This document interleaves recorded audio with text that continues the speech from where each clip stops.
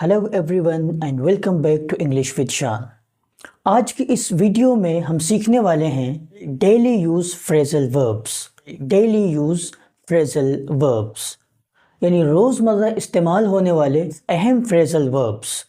लेकिन पहले हम ये समझ लेते हैं कि फ्रेजल वर्ब्स क्या हैं, व्हाट आर दे, और हम इनका क्यों इस्तेमाल करते हैं, why do we use them.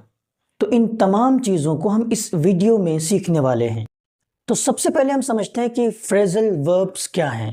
A phrasal verb, a verb with another element, typically preposition and adverb.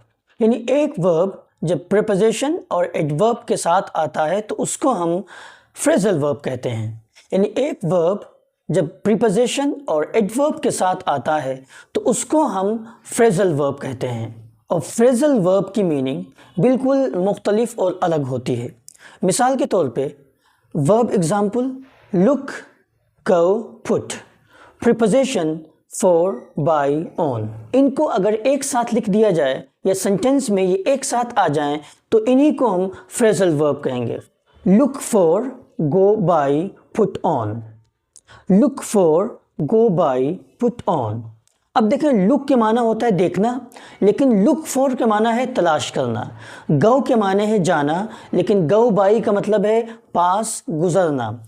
इसी तरीके से पुट के माना है रखना, लेकिन पुट ऑन का मतलब है पहनना, टू वेयर। अब सेंटेंस में इनका हम यूज कर लेते हैं। I am looking for you. I am looking for you जिसका मतलब है मैं आपको तलाश कर रहा हूं। He is looking for you, वो आपको तलाश कर रहा है। They are looking for you, वो आपको तलाश कर रहे हैं। Next example, things will get easier as time goes bye.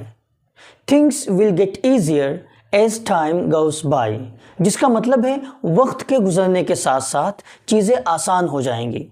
तो यहाँ पे गोज बाय टू पास के माने में इस्तेमाल हुआ है। Next example, I put on my black cap. I put on my black cap, मैंने अपनी काली टोपी पहनी। तो अब आइए हम समझते हैं कि हम फ्रेजल वर्ब का यूज क्यों करते हैं।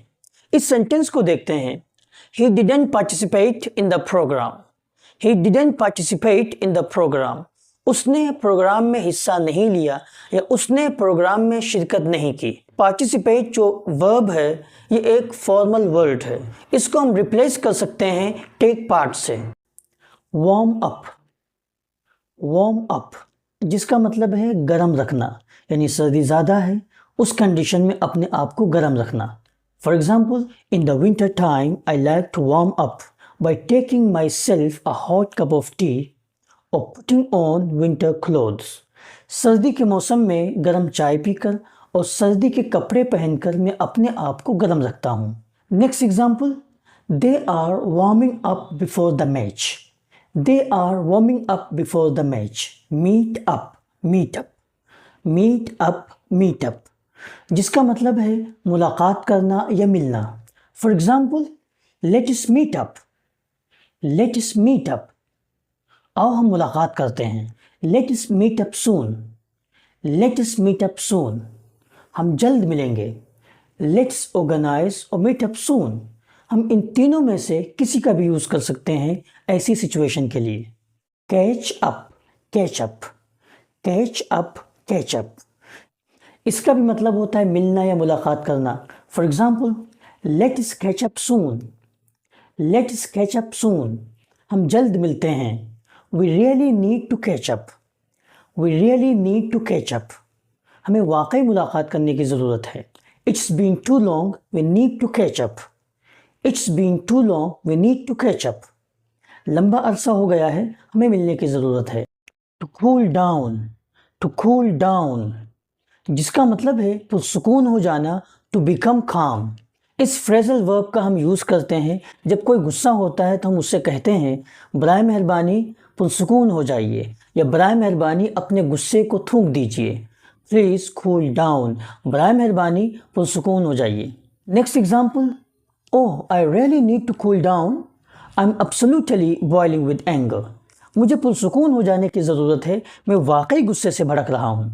Next example, I think you should wait until he is cooled down a little.